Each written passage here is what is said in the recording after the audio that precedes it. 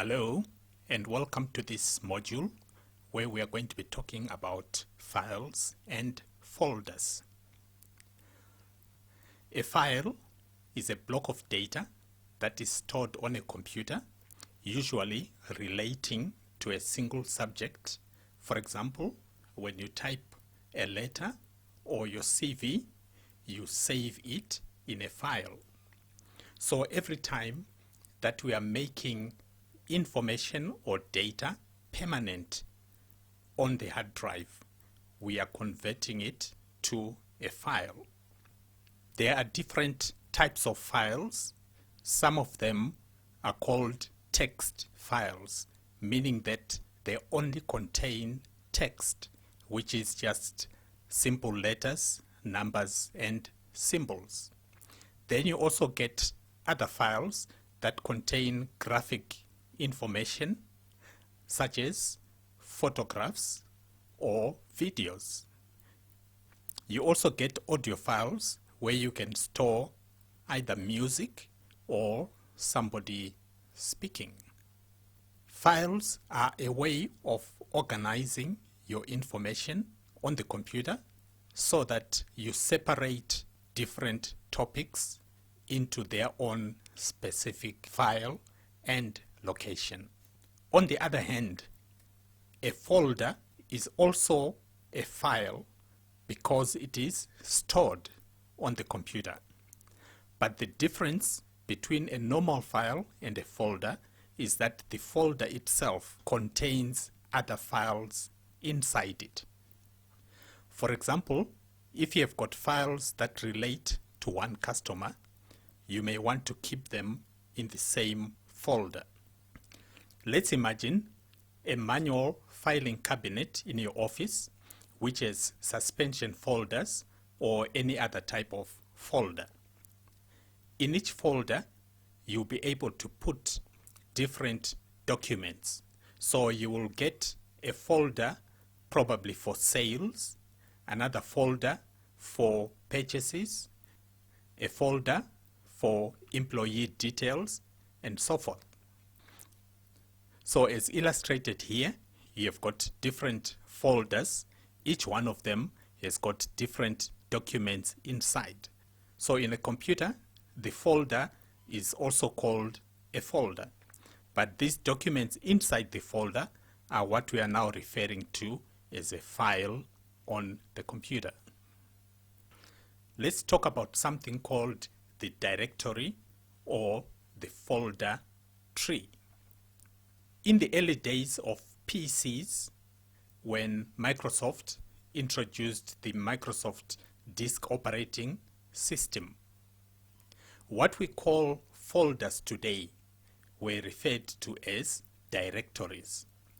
It was just like in a telephone directory where you could go to a particular section and look for certain information.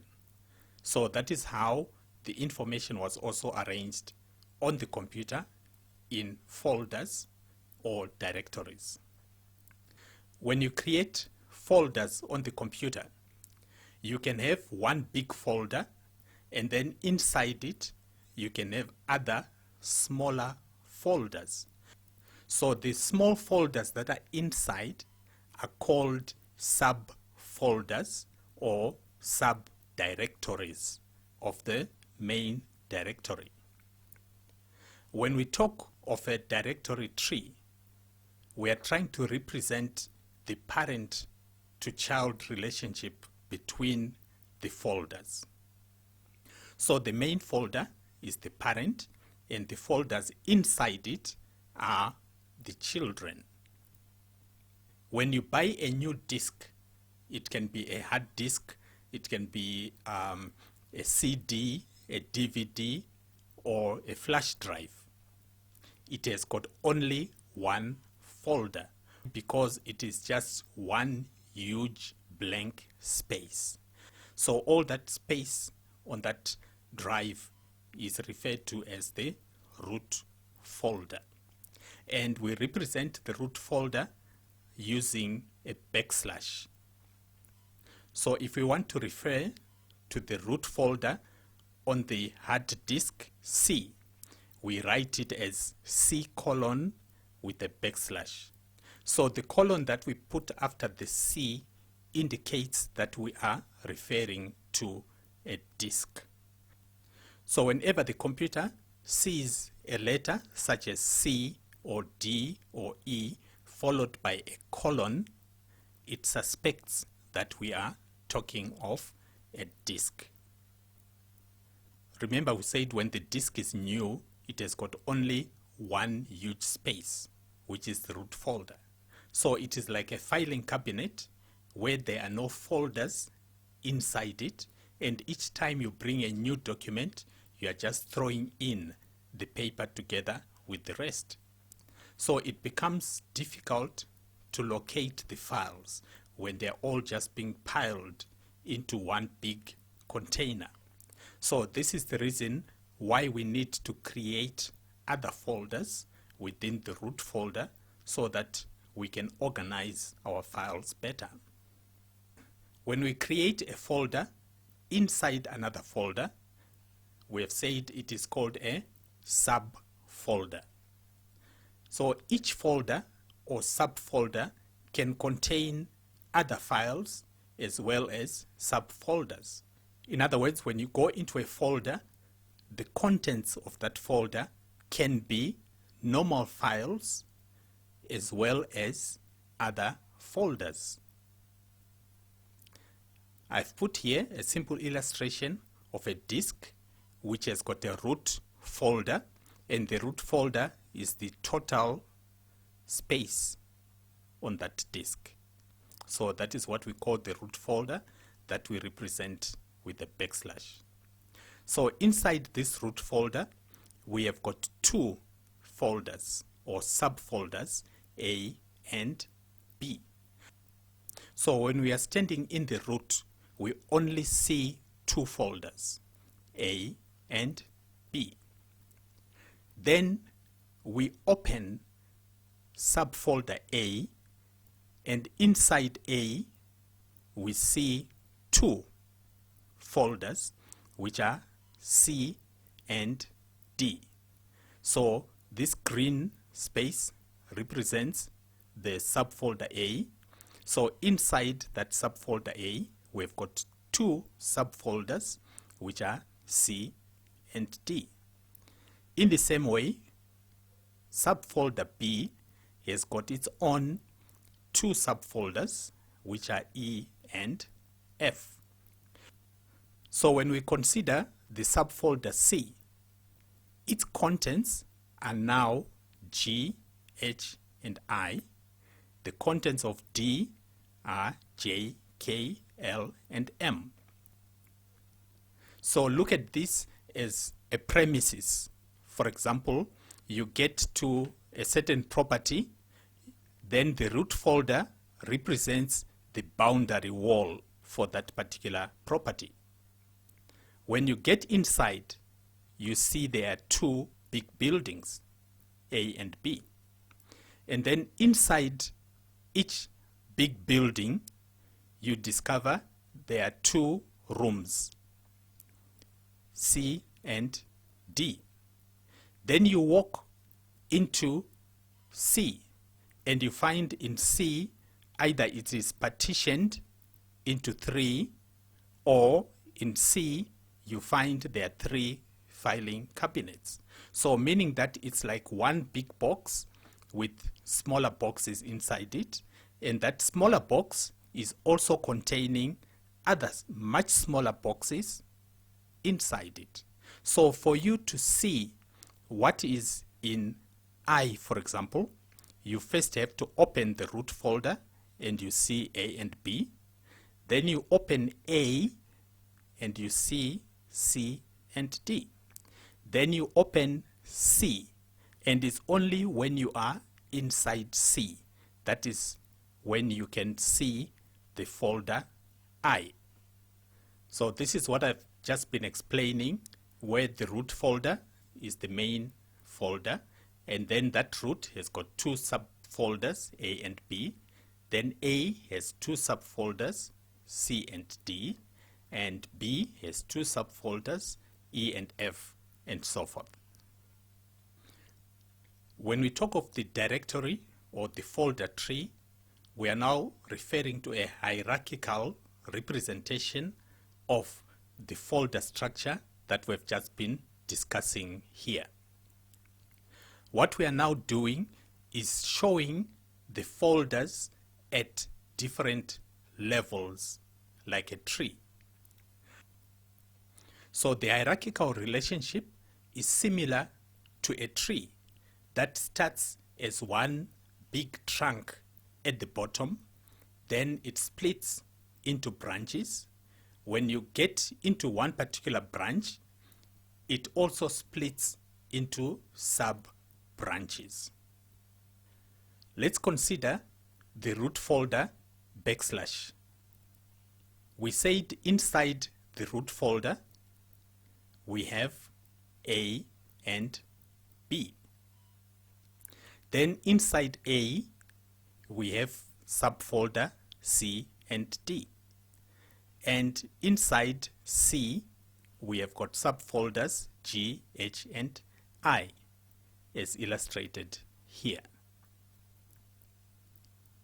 So now this graphic is now represented in a hierarchical format, but our tree is upside down, starting with the root on top.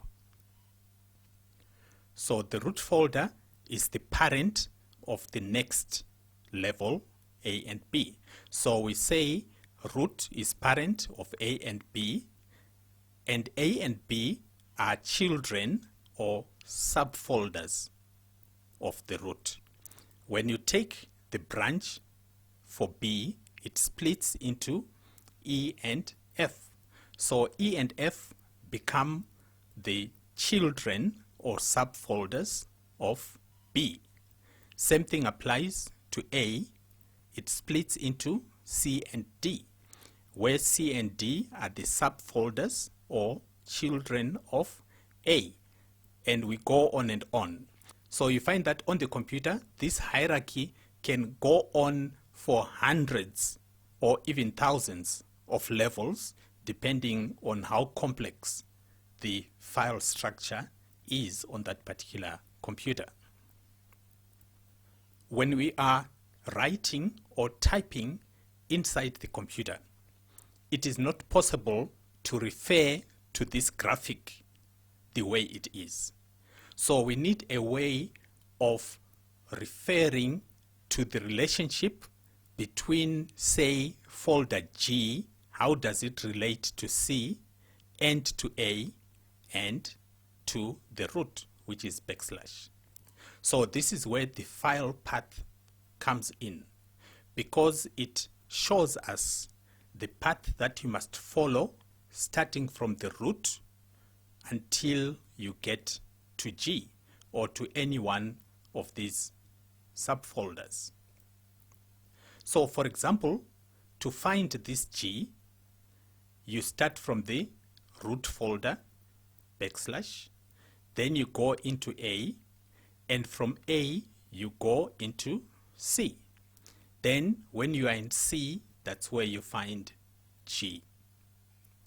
So the way that we write this path is by starting with a C colon. So this colon tells us this C is representing the hard drive, as opposed to this C that we've used for the name of a folder.